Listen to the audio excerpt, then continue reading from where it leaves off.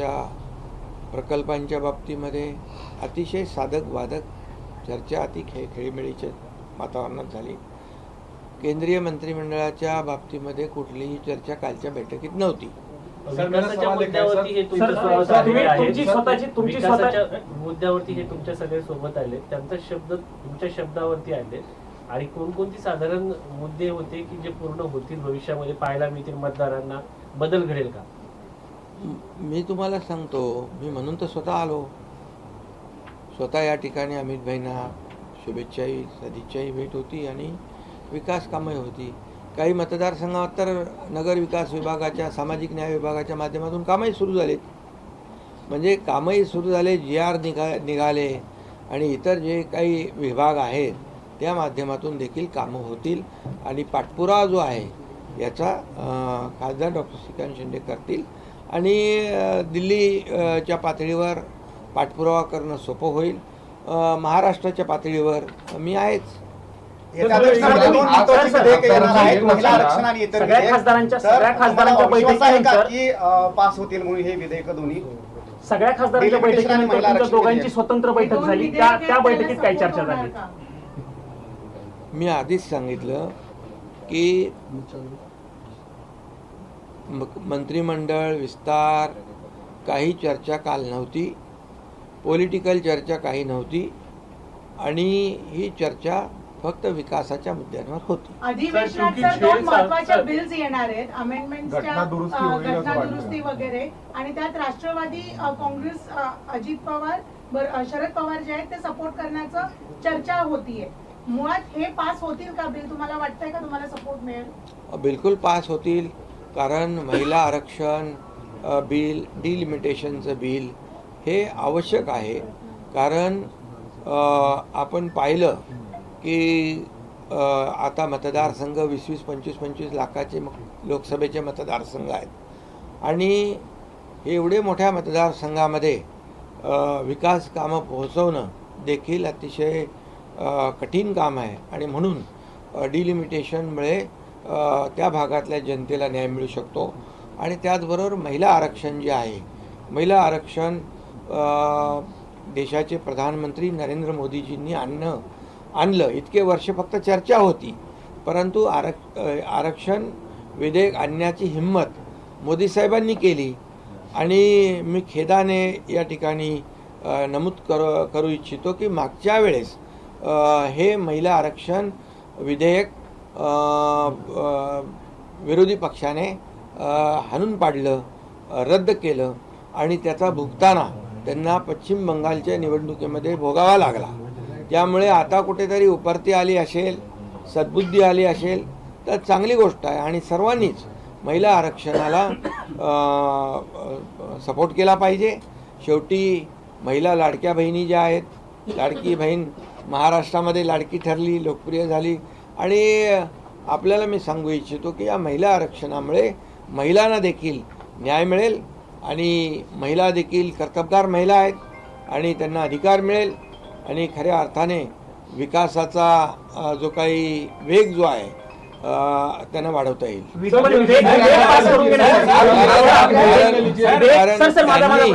त्यांनी खऱ्या अर्थाने पहिली गोष्ट, मागच्या वेळी ज्यांनी महिला आरक्षणाला विरोध केला ते अतिशय चुकीच्या पद्धतीने चूक केलेली आहे. त्याचा त्यावेळेस खूप निषेध झाला, मी निषेध केला आणि त्याचं भुगतान देखील मी मगाशी म्हणालो की ज्यांनी विरोध केला त्यांना भोगावा लागला. तुमच्या दौऱ्यावरती टीका होताना बघायला मिळते. संजय राऊतांनी आरोप केला की तुम्ही चोरीचा माल घेऊन दिल्लीला जाता आणि मुलामाल लावण्यासाठी तुम्ही अमित शहाकडे येता. आता मी त्यांच्यावर काय बोलणार, कारण त्यांच्यावर आमचे प्रवक्ते बोलत असतात. ते कुणाची नोकरी करतात, कुणाची चाकरी करतात, कुणाकडून पगार घेतात, हे आता मला वाटतं मला बोलणं ते योग्य वाटत नाही. पण मी आपल्याला एवढंच सांगतो की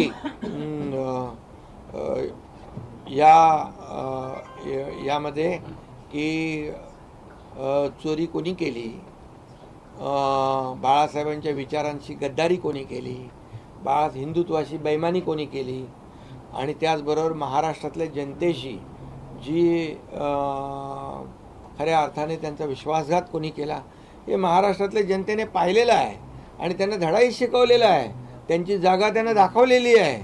आणि म्हणून लोक, खरं म्हणजे लोक, आम्ही बघा त्यांच्यासारखी भाषा करणार नाही. ते तुडवायची भाषा करतात, आम्ही वाढवायची भाषा करतो. ते अतिशय खालच्या पातळीवर जाऊन 4 वर्ष आम्हाला शिव्या देत आहेत, 4 वर्ष आम्हाला शिव्याशाप देत आहेत. परंतु हे शिव्याशाप देणारे लोक आता दररोज त्यांचा खड्डा खोल होत चाललेला आहे. Some rivalries outlive generations. England, delivers again. Argentina, greatest player of all time. A fixture that has given football heroes, heartbreak, Oh, it's red. history. Now, a place in the World Cup final awaits. Who takes the final step? England versus Argentina, semifinals, live and exclusive on C5. हुए पूरी कानूनी कार्रवाई सभी जो कानून के तज्ञ हैं, जो experts हैं, उनसे बातचीत करने के बाद हमने ये लोकसभा के स्पीकर उनके पास ये 6 लोग गए. उन्होंने अपनी लिखित और ऑडियो वीडियो जो भी कुछ वहाँ पर प्रक्रिया करनी थी वो प्रक्रिया पूरी तरह से करी हुई है. और ये लोकशाही में हम कहते हैं मेजॉरिटी बहुमत को महत्व होता है. और अभी ये 6 सांसद आने की वजह से यहाँ पर शिवसेना का बहुमत बढ़ चुका है. और ये कानूनी तरीके से संसदीय कार्य प्रणाली के माध्यम से, लेजिस्लेचर कार्य पद्धति के माध्यम से ये पूरी तरह जो है फुल प्रूफ काम हमने किया है. शरद पवार के एमपी भी आपके साथ आ सकते हैं, एनसीपी शरद पवार के एमपी भी आ सकते हैं, ऐसा बोला जा रहा है. सेशन से पहले उन्हें डिसीजन लेना था. हाँ, बिल्कुल लेंगे स्पीकर साहब, बिल्कुल लेंगे. इसमें कोई दो राय नहीं है, क्योंकि हमने जो कानूनी कार्रवाई की है वो पूरी तरह कॉन्स्टिट्यूशन के रूल्स के मुताबिक की हुई है. सर, आपने कहा डिलिमिटेशन बिल जो है वो आप श्योर है कि डिलिमिटेशन बिल जो है वो पास होगा. सुप्रिया सुले ने भी प्रेस कॉन्फ्रेंस की और उनका ये कहना है कि यदि हम बिल देखते हैं, हम पढ़ते हैं बिल और उसके बाद हम देखेंगे, हम उसे समर्थन देंगे. तो आपको लग रहा है कि सुप्रिया सुले की जो पार्टी है वो इस बिल को समर्थन देगी? देखिए, समर्थन देंगी तो अच्छी बात है, उनका स्वागत है. लेकिन मुझे लगता है कि बहुत वो संभ्रम में है. उनको उनकी इंडिया अलायंस जो पूरी तरह गड़बड़ा गई है. इंडिया अलायंस में कोई कुछ बोलता है, कोई कुछ बोलता है, कोई क्या बोलता है. परसों बोला हुआ आज फिर उनको प्रेस कॉन्फ्रेंस लेनी पड़ती है. पिछले समय तो ये 50% वाला मामला था ही. अमित भाई ने खुद लोकसभा में कहा था कि हर राज्य में 50% सीटों में बढ़ोतरी होगी, सिर्फ भाजपा शासित या एनडीए शासित प्रदेश में नहीं होगी, पूरे देश में सभी राज्यों में 50% सीटों की बढ़ोतरी होगी. ये खुद अमित भाई ने कहा है. तो ये कहाँ से नया मामला उठा के लाए, ये कारण ढूंढ रहे हैं. लेकिन ठीक है, अच्छी बात है. अगर उनको पता चला है कि इस बिल को हम विरोध करेंगे, डिलिमिटेशन को और महिला आरक्षण को, तो लोग खिलाफ जाएंगे और पश्चिम बंगाल की तरह हमारी परिस्थिति होगी. इसलिए वो अगर करते हैं, समर्थन करते हैं तो बहुत अच्छी बात है, करना चाहिए समर्थन महिला आरक्षण को, डिलिमिटेशन को. क्योंकि मैंने पहले ही कहा कि डिलिमिटेशन की वजह से जो चुनाव क्षेत्र बढ़ेंगे, आज 20-20, 25-25 लाख, 30-30 लाख के भी चुनाव क्षेत्र है, कैसे पहुंचेंगे. और इसलिए डिलिमिटेशन और महिला आरक्षण ये दोनों बिल पास होने चाहिए. और मैं आपको कहता हूं कि विश्वास के साथ ये बिल पास होंगे और जरूर पास होंगे. तुम्ही दिल्लीत असताना तुमच्या अमित शहा सोबत भेट असताना महाराष्ट्रामध्ये राज्याचे मुख्यमंत्री देवेंद्र फडणवीस यांची जयंत पाटलांनी भेट घेतलेली आहे. चर्चा आहे प्रफुल्ल पटेल आणि सुनील तटकरे हे तिथे होते. अरे, या सगळ्या राजकीय घडामोडी प्रफुल्ल पटेल आणि सुनील तटकरे आमच्या आघाडीत आहेत, महायुतीमध्ये आहेत, ते एनडीए मध्ये आहेत.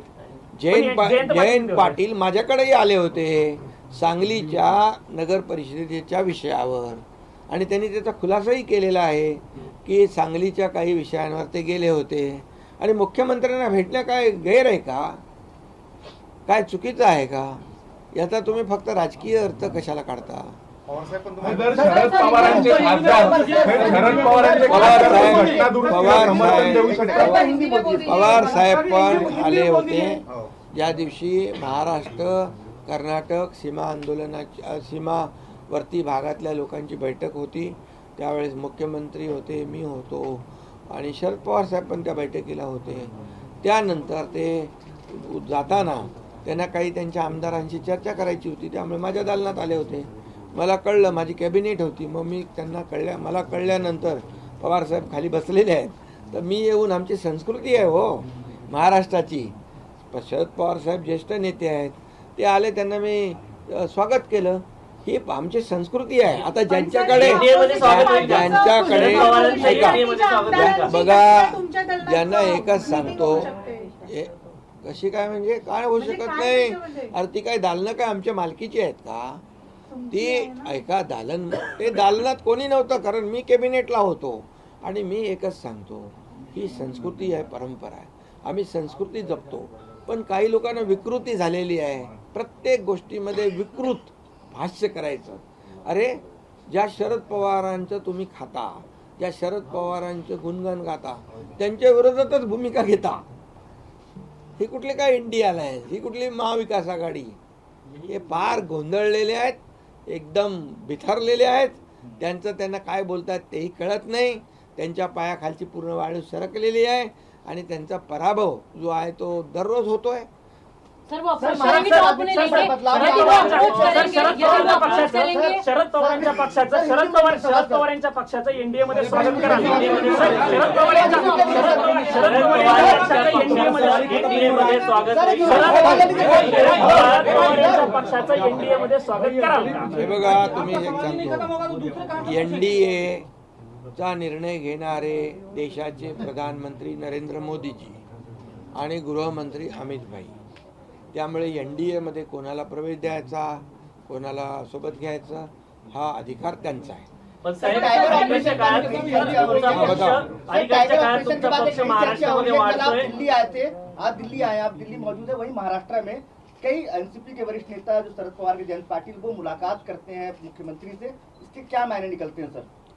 अरे, मैंने अभी कहा है कि मेरी जानकारी के मुताबिक अपने जयंत पाटिल जी ने मीडिया में भी कहा है कि उनकी कुछ सांगली की जो मुद्दा था उसके बारे में वो मिले. प्रफुल्ल पटेल और तटकरे तो हमारे महायुति के मेंबर है, महायुति के पार्ट है, तो जाएंगे. वो मेरे पास भी आते हैं, मुख्यमंत्री जी के पास भी जाते हैं. जयंत पाटिल भी मेरे पास आए हुए थे, कुछ काम लेके आए थे. क्या इसका मतलब क्या राजनीतिक होती है क्या बात? हर बार कोई मिला तो कोई मिलना ही नहीं चाहिए. शरद पवार जी हमारे इधर आ गए, बोले राजनीतिक बात हो गई. कितने लोगों को पेट दर्द हो गया, कितने लोगों को तो जमाल घोटे जैसा तकलीफ हो गया. क्या है ये? क्या है ये? आपको अप्रोच करते हैं तो क्या आप वेलकम करेंगे? किसको, कौन करता है? हमारे से कोई किसी ने अप्रोच किया नहीं और न मैंने किसको अप्रोच किया.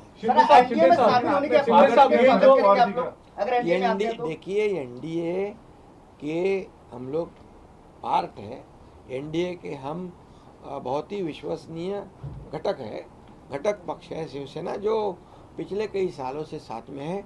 लेकिन एनडीए में किसको लेना या जोड़ना, ये अधिकार किसका है? ये हमारे आदरणीय देश के प्रधानमंत्री नरेंद्र मोदी जी का है, हमारे गृह मंत्री अमित भाई का है. तो ये जो लोग हैं उसके ऊपर निर्णय लेंगे. सर, पार्टी 2/3 बहुमत से नहीं टूटी, ये दावा करते हैं संजय राउत और उद्धव ठाकरे. कह रहे कि टेक्निकली जब पार्टी टूटती है तभी पार्टी का डिवीजन होता है. वो तो कोर्ट फैसला करेगा ना, वो सभा स्पीकर फैसला करेंगे ना. स्पीकर जी के पास पूरी तरह प्रक्रिया हो चुकी है और हम कुछ भी जो भी करते हैं फुल प्रूफ करते हैं. इसका आपको अनुभव आया होगा पिछले टाइम का. शरद पवार जी का स्वागत आपने किया था. शरद पवार जी का स्वागत, हम कच्चा काम करते नाही, पक्का काम करते हैं. सर, तुमच्या पक्षाचे घोडदौड राज्यामध्ये वाढते, त्यामुळं राष्ट्रवादी जी कमजोर पडली तिला ताकद देण्याचं काम भाजप करतंय असं देखील सांगितलं जातंय. अरे बाबा, शेवटी एनडीएची ताकद वाढेल ना, महायुतीची ताकद वाढेल ना. मी त्या इंडिया अलायन्स सारखा पोटदुख्या नाही आहे. सर आप समझ गए? हर सर, जवाब राज्यात सर पण मंत्रिमंडळाचा विस्तार होणार आहे. आता मी तर इकडे आहे, आता मी इकडे आहे, देवेंद्रजी आणि आमची अशी कुठली चर्चा झालेली नाही. त्यामुळे आता तुम्हीच सगळे प्रश्न तुम्हीच विचारता, उत्तरं पण तुम्हीच देता, सगळं तुमचंच चालू आहे. पण हे ऑपरेशन टायगर अडवण्याचा प्रयत्न खूप झाला होता. सर्व खासदारांना वेगवेगळ्या पद्धतीने अडवण्याचा प्रयत्न झाला अनेकांकडून. त्याविषयी काही चर्चा झाली का काल? बघा, तुम्हाला मी सांगतो, उभाटाने आणि महाविकास आघाडीने खूप अडवण्याचा प्रयत्न केला यांनी जाऊ नये म्हणून, आणि त्यामुळे परंतु त्यांनी ठामपणे निर्णय घेतला की विकासासाठी आपल्याला गेलं पाहिजे. त्याने अनुभव घेतला मागचा. अरे त्यावेळेस काही लोक म्हणाले होते एक तरी निवडून आणून दाखवा. मी म्हणालो एक निवडून नाही आला तर मी राजीनामा देईन, शेती करायला निघून जाईल. 60 माणसं निवडून आणले ना. एकनाथ शिंदे ज्याच्या मागं उभा राहतो, पूर्ण ताकदीने उभा राहतो. मी आपल्याला म्हणतो की एनडीए मध्ये पण मोदीजी असतील, अमित भाई असतील, इतर नेते असतील, ज्याच्या मागं उभं राहतात ते पूर्ण ताकद, काय म्हणतो त्याला हिंदीमध्ये, चट्टान की तरह. आणि त्यामुळे तसाच एकनाथ शिंदे पण ज्याच्या मागं उभा राहतो तो ताकदीने उभा राहतो. तुम लढो हम कपडा संभालते है, असं एकनाथ शिंदे करत नाही. सर, पंढरपूरची वारी सुरू आहे. पंढरपूरची वारी सुरू असताना अनेकांकडनं पांडुरंगाकडे साकडं घातलं जातं आणि त्यातले तुमच्या पक्षाचे नेते जास्त पुढे आग्रही असल्याचं बघायला मिळतंय. तुमच्या पक्षातील अनेक नेत्यांनी पांडुरंगाकडे साकडं असं घातलंय की राज्याचं नेतृत्व एकनाथ शिंदे यांनी करावं. शंभूराज देसाई असतील, बच्चू कडू असतील, तुम्हाला मुख्यमंत्री व्हावं अशी त्या सगळ्यांची इच्छा, तुम्ही मुख्यमंत्री व्हावं. आता वेकेन्सी आहे का? सर वेकेन्सी आहे का आता? सर, वॅकन्सी तयार केली जाते. अरे बाबा, मी सांगतो, तुम्ही ह्या सगळ्या गोष्टी प्रत्येक कार्यकर्त्याला वाटतं.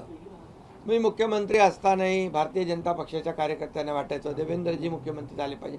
हे साहजिक आहे, कार्यकर्त्यांच्या भावना असतात. पण शेवटी बघा, आमचा अजेंडा जो आहे, आमचा अजेंडा मुख्यमंत्र्याची खुर्ची मिळवणं नाही आहे. आमचा अजेंडा या महाराष्ट्रातल्या जनतेला न्याय मिळाला पाहिजे, या महाराष्ट्राचा विकास झाला पाहिजे. आणि आमची युती जी झालेली आहे, विचारधारांची युती झालेली आहे, ही वैचारिक युती आहे. आम्ही बाळासाहेबांच्या विचारांनी प्रेरित होऊन विचार पुढे नेतोय. त्यामुळे आम्ही कधीही महायुतीमध्ये कधीही असं मला काय मिळेल, तुला काय मिळेल, अशा प्रकारची वृत्ती आमची नाही. आम्ही काम करणारे लोक आहोत. पुढील 5 वर्ष देवेंद्र फडणवीस मुख्यमंत्री सर, यही असतील. बात हिंदी में पुढील बता 5 दीजिए. वर्ष देवेंद्र फडणवीस हेच मुख्यमंत्री असतील राज्याचे. हिंदी में बता दीजिए. देखिए, अभी मुख्यमंत्री पद की कोई वैकेंसी है क्या? कोई जगह खाली है क्या? अब देखिए, कार्यकर्ताओं की इच्छा होती है, अपना अपना पार्टी का मुख्यमंत्री होना चाहिए. इस पे ज़्यादा देखिए, मैं मुख्यमंत्री था तब भी भारतीय जनता पार्टी के लोगों को लगता था कि देवेंद्र जी मुख्यमंत्री होना चाहिए. उसमें क्या गैर मानना क्या है? हम कभी उसको कभी बुरा नहीं मानते थे कि हम सब साथी है. आज भी देवेंद्र जी मैं जब मुख्यमंत्री था 2.5 साल, देवेंद्र जी उप मुख्यमंत्री थे. हम टीम बनकर काम किए. आज वो मुख्यमंत्री है, मैं उप मुख्यमंत्री हूँ. हम हर टीम बनकर काम कर रहे हैं. आज बड़े बड़े प्रोजेक्ट को हम अंजाम दे रहे हैं. और दूसरी बात है, हमारा एजेंडा कुर्सी का नहीं है, हम एक विचारधारा से जुड़े हुए हैं. और जिनकी एजेंडा कुर्सी का है, उनकी क्या हालत हो गई देख लो. कुर्सी का एक पहिया किधर गया, दूसरा गया, तीसरा गया, उसकी कुर्सी का सब इधर बितर हो गया. लेकिन हमारा एजेंडा जो है विचारधारा और डेवलपमेंट से जुड़ा हुआ है. इसलिए एक कार्यकर्ताओं की भावना होती है, लेकिन इसमें हम एक है. कितना भी कुछ कोशिश करें लोग, कि कितना भी हमारे दोनों में कुछ झगड़ा लगाने की कोशिश करें, तो वो कौन लोग मुमकिन नहीं है, वो बिल्कुल मुनासिब नहीं है, वो नामुमकिन है. क्योंकि हमारा एजेंडा डेवलपमेंट है, हमारा एजेंडा हिंदुत्व है, हमारा एजेंडा बाला साहब ठाकरे जी के विचारधारा को आगे बढ़ाना है, ये इस राज्य को आगे बढ़ाना है. बोलो अभी क्या चाहिए? तो ये झगड़ा लगाने वाले कौन लोग हैं सर? अरे विपक्ष वाले लगा रहे हैं भैया. उनको क्या हाथ में आने वाला है? उबाटाचे लोक सर, डिलिमिटेशन को आप शरद पवार की पार्टी सपोर्ट कर रही है। सर, चर्चा से जो महिला आरक्षण बिल आएगा, इसमें महाराष्ट्र की संख्या ठीक ठाक रहेगी समर्थन करने के मामले में? अगर आपकी युति को छोड़ दें तो बाकियों की अगर हम बात करें, देखिए जो काम जो नहीं करेगा उसकी हालत पश्चिम बंगाल जैसी होगी, समझ लो। सर, चर्चा महिलाएं क्या जादू कर सकती है, हमारी लाडली बहना क्या जादू कर सकती है, वो देखो। सर, ऑपरेशन टाइगर 2.0 कब देखने के लिए मिलेगा? हाँ? अगला ऑपरेशन 2.0 क्या जारी है? अभी आपने कहा कि आपकी ये कोशिश रहती है कि आप ज्यादा से ज्यादा लोगों को अपने साथ जोड़ें। मेरी कोशिश यही है कि अच्छा काम करे, लोग जुड़ते हैं, लोग साथ आते हैं विश्वास के साथ। लोगों ने काम देखा है कि 2.5 साल का मुख्यमंत्री पद कार्यकाल का काम मेरा देखा है। तब कई विकास प्रकल्प को महाविकास आघाड़ी ने स्टे दे के रखा था। उनके स्थगित सरकार थी, हमारी प्रगति सरकार है। उनका पैर ब्रेक पे था, हमारा पैर एक्सीलेटर पे है। हमारा विकास जोर से चालू है, इसलिए लोग आ रहे हैं, जुड़ रहे। हम किसी को तोड़ नहीं रहे, तोड़ने की भाषा वो लोग कर रहे हैं, हम जोड़ने की भाषा करते हैं, तोड़ने की नहीं। सर, चर्चा सुरू आहे की फायनान्सच्या पोर्टफोलिओ पण चेंज होणार, त्याच्यावर काही निर्णय अजून? बघा, मी सरकारमध्ये आहे, अजून तरी मला माहित नाही, परंतु तुम्हाला माहित आहे, तर तुम्हाला काय माहित आहे ते मला सांगा। डिलिमिटेशन पे आप शरद पवार की पार्टी जो है वो समर्थन करने वाले हैं, ये बदलाव ये कितने बार पूछोगे? नहीं वो मराठी में हिंदी में मुझे एक बार बताइए, हिंदी में एक बार बता दिया, नहीं एक बार बताइए। क्या बताऊँ बोला? सुप्रिया सुले जो है हाँ। वो सांसदों के साथ सपोर्ट करने वाले हैं डिलिमिटेशन के। और स्वागत है, अच्छा है, करना चाहिए। उन्होंने पिछले टाइम नहीं किया, गलती किया, वो महिलाओं को अपमान किया, महिला आरक्षण का अपमान किया है, और इसलिए उनको अभी कुछ अच्छी बात सूची होगी, तो अच्छी बात है। उनको मालूम है कल पिछले टाइम गलती किया, इसलिए पश्चिम बंगाल में मार खाना पड़ा। अभी ऐसे ही आगे बढ़ेंगे तो पूरी तरह मार खाएंगे। तो अच्छा है, अच्छा है। कारला आग लागली आहे बोगद्यात, तर तुम्ही काय सांगणार की दुसरा मोठा ऍक्सिडेंट असं दिसतंय, नागरिकांमध्ये पळापळ दिसते, गाड्या सोडून पॅनिक सिच्युएशन। त्या ठिकाणी तिथली अग्निशमन यंत्रणा अतिशय अद्ययावत आहे, आणि दुर्दैवाने अशी घटना घडली असेल तर नक्कीच त्या ठिकाणी ती यंत्रणा जी आहे ऑटोमॅटिक ॲक्टिवेट होते, आणि त्या ठिकाणी कुठलीही जीवितहानी होणार नाही याची काळजी आमच्या लोक घेते। सरकार एक संविधान संशोधन और लेकर आ रही है। सर, सरकार एक और संविधान संशोधन लेकर आ रही है कि पीएम हो या सीएम हो या मंत्री हो, अगर वो आरोपी होते हैं, आपराधिक मामले आते हैं, तो उनकी स्वतः ही कुर्सी खत्म हो जाएगी। विपक्ष इस पे कई तरह की बात कर रहा है कि ये तो राजनीतिक दुर्भावना की वजह से लाया जा रहा है। आप किसको कैसा मानते हैं इस बिल को? कौन लाए, कभी लाए? केंद्र सरकार लाने की तैयारी में है, जेपीसी के पास है, पीएम हो या सीएम हो, अगर मामला आया तो देखिए अभी पीएम कौन है? मोदी जी है, बराबर है। तो जो खुद ही ऐसे बिल को लाना चाहते हैं, तो इसका मतलब उनको बेदाग है। अगर उनको इतनी भर भी कोई ऐसा डर होता कि इसके अंदर कल उठकर निर्णय लेने के बाद कुछ तकलीफ हो सकती है, तो वो क्यों लाते? 2000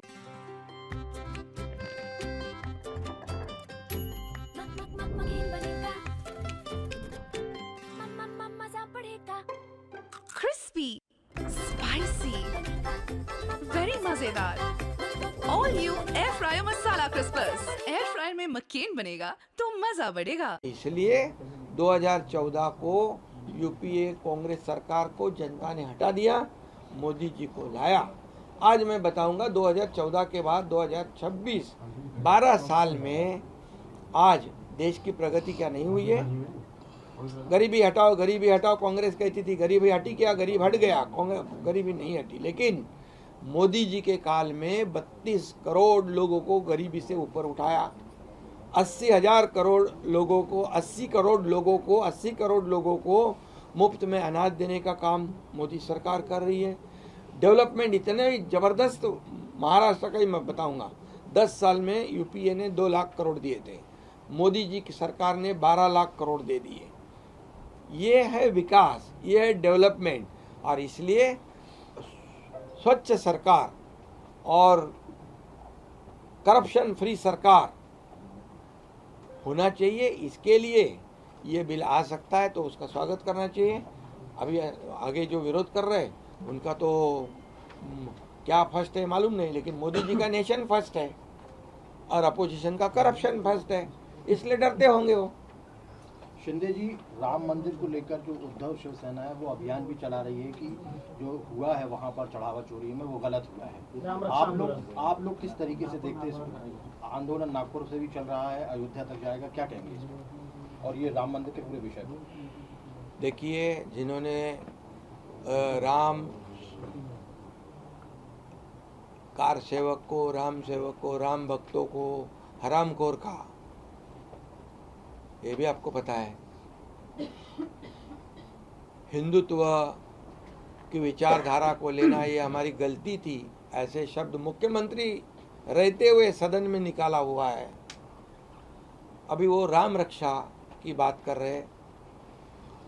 देखिए, मैं ये कहूँगा, जिनको महाराष्ट्र की जनता ने उनके करतूत की शिक्षा दी, अभी उनको राम रक्षा याद आ गई है। अभी उनको पता चला है जो नहीं राम का वो नहीं किसी काम का। अभी इसलिए ये राम भक्ति उनके मन में आई है। हनुमान चालीसा बोलने वाले को जेल में ठूसने वाले कौन थे? हनुमान चालीसा बोलने वाले जेल में डालने वाले कौन थे? राम रक्षा का आंदोलन करते। राम रक्षा पूरी तरह बोलने तो आनी चाहिए। और इसलिए मैं कहूँगा कि वो खुद की पार्टी की रक्षा नहीं कर पा रहे, इसलिए राम रक्षा पे आए हैं। राज्यामध्ये शेतकरी कर्जमाफी सोबतच वीज बिल देखील माफ करण्याचा निर्णय झालेला आहे। शेतकऱ्यांनी समाधान व्यक्त केलं जातं वेगवेगळ्या ठिकाणी। शेतकऱ्यांचं कर्जमाफी करणार म्हणून 2024च्या निवडणुकीच्या वचननाम्यामध्ये आम्ही वचन दिलं होतं की शेतकऱ्यांची कर्जमाफी करणार, आणि ती आम्ही पूर्ण केली। या बजेटमध्ये मुख्यमंत्री महोदयांनी घोषणा केली आणि त्याच्यामध्ये जे काही 50,000ची अट होती तीही काढून टाकली। त्यामुळे शेतकरी हा अन्नदाता आहे, शेतकरी हा आमचा मायबाप आहे, आणि म्हणून बळीराजाचा अधिकार, आमच्या सरकारच्या तिजोरीवर पहिला अधिकार बळीराजाचा आहे असं आम्ही नेहमी म्हणतो। आणि म्हणून बळीराजासाठी, शेतकऱ्यासाठी जे जे काही करावं लागेल ते आम्ही करू। धन्यवाद।